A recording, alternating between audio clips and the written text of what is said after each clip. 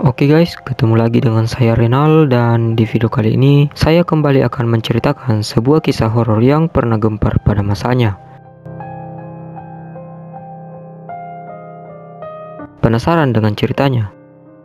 Sebelum lanjut, jangan lupa klik like, komen, dan subscribe dan aktifkan loncengnya agar kalian tidak ketinggalan video-video lainnya di channel ini. Dan inilah kisah horor hantu Lasmi.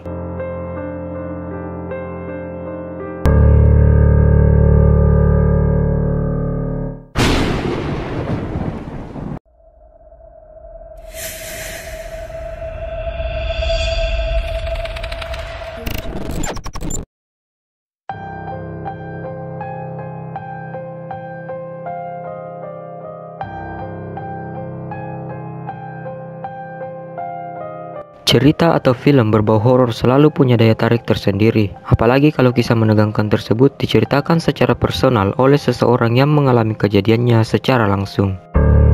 Berkat perkembangan zaman, kini kita punya pilihan untuk menikmati konten mistis di media sosial. Kita bisa menonton video di YouTube atau membaca kisah-kisah yang dituturkan langsung lewat utas di Twitter. Baru-baru ini viral sebuah cerita horor yang dituturkan langsung oleh Valen Jacob melalui laman Twitter pribadinya. Valen menceritakan pengalamannya berinteraksi dan mendengar kisah hidup sosok kuntilanak merah yang selama ini menjaga adiknya. Bukan cuma syarat nuansa horor, kisah ini amat menyentuh dan mengharukan. Namanya Lasmi, seorang sinden di zaman penjajahan Belanda. Semasa hidup, ia menikah dengan lelaki tampan bernama Asep, peniup seruling dari grup pengiringnya. Cerita ini berasal dari hantu Lasmi sendiri. Lasmi bercerita kepada Valen tentang dirinya dengan medium adiknya sendiri. Sebelum bergentayangan seperti sekarang, 100 tahun yang lalu, Lasmi adalah seorang perempuan cantik yang hidup di zaman penjajahan Belanda. Lasmi berprofesi sebagai sinden. Pada umur 12 tahun, Lasmi menemukan belahan hatinya, seorang pria bernama Asep. Mereka bertemu di kebun teh di daerah Lembang dan saling jatuh cinta. Lasmi menikah dengan Asep yang bekerja sebagai peniup suling yang jadi pengiring saat ia nyinden. Di zaman itu, menikah di umur 12 tahun itu hal yang lumrah. Pernikahan Lasmi dan Asep bahagia, mereka hidup dan bekerja bersama. Setelah 5 tahun pernikahan, Asep dan Lasmi belum juga dikaruniai anak. Tetangga mereka mulai bergunjing, bergosip kalau Lasmi mandul. Teman-teman Asep juga nggak kalah sengit dengan para ibu-ibu soal bergosip. Mengetahui hal itu, Lasmi merasa sedih sebab tidak mampu memberi Asep momongan.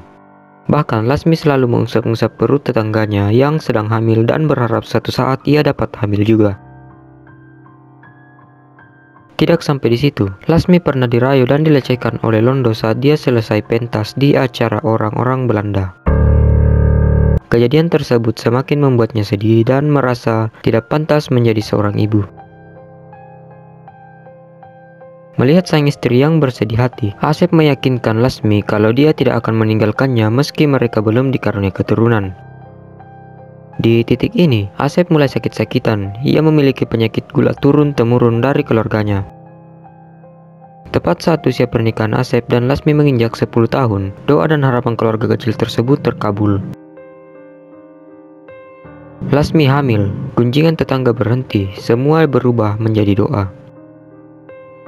Setelah mengetahui Lasmi hamil, Asep yang kala itu sakit gulanya semakin parah mulai menemukan semangatnya kembali. Asep tetap bekerja seperti biasa dan meminta Lasmi untuk tetap berada di rumah. Namun Lasmi tetap memaksa pergi nyinden meski cepat kelelahan. Saat hamil muda, Lasmi merasa tidak betah berdiam di rumah dan tidak tega melihat suaminya bekerja sendirian. Suatu hari, sebuah kejadian yang tidak terduga terjadi. Malam itu, selepas kerja, Lasmi berpamitan untuk pulang terlebih dahulu. Ia berjalan kaki sendirian menapaki jalan Wastu Kencana. Di zaman itu, jalan Wastu Kencana masih minim penerangan. Lasmi yang kala itu sedang mengandung 3 bulan, berjalan pelan-pelan menahan kantuknya, sebelum sebuah mobil pengangkut tanpa lampu menabraknya. Tragedi berdarah tersebut berjalan sangat cepat.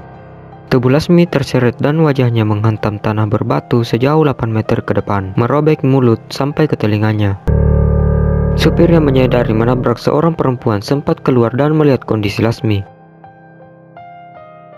Kedua orang yang mengendarai mobil sempat berdebat soal nasib Lasmi, namun mereka akhirnya memilih untuk meninggalkannya.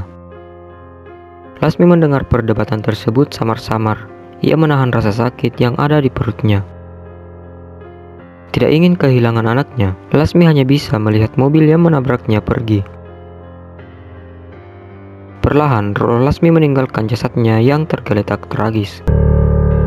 Tepat pukul 5 pagi, jasad Lasmi ditemukan oleh sepasang suami istri yang sedang berjalan menyusuri jalan Wastu Kencana. Suami istri tersebut tidak menyangka akan melihat jasad di tempat tersebut. Mereka kalut dan memanggil warga. Seorang warga yang mengetahui Lasmi lantas membawa jasadnya menggunakan andong. Asep yang juga sedang khawatir istrinya belum juga pulang, terpukul mendengar kematian sang istri. Tangisan Asep pecah saat ia melihat jasad istrinya. Ia juga melihat kaki Lasmi yang dipenuhi darah.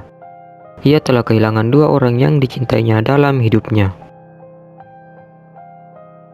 Lasmi yang melihat tangisan Asep ingin sekali memeluk sang suami. Di hari itu juga, jasad Lasmi dimandikan. Merasa bahwa kematiannya menyebabkan banyak kesedihan, Lasmi tidak terima dengan kematian tersebut. Ia dendam pada orang yang menabraknya. Dendam kesumat yang menyelimutinya membuat wujudnya berubah. Tatapan matanya yang sebelumnya teduh berubah menjadi sorotan berwarna merah darah. Wajahnya yang ramah berubah menyeramkan. Saat menyadari, sosoknya berubah menjadi kuntilanak merah. Ia berteriak dan tertawa melengking, sebuah tawa yang menakutkan sekaligus memilukan. Lasmi tetap datang menemani sang suami yang kesepian. Lasmi tahu usahanya sia-sia, namun ia ingin tetap dengan sang suami. Lasmi selalu menunggu di tempat dirinya meninggal, menunggu mobil yang menabraknya melintas.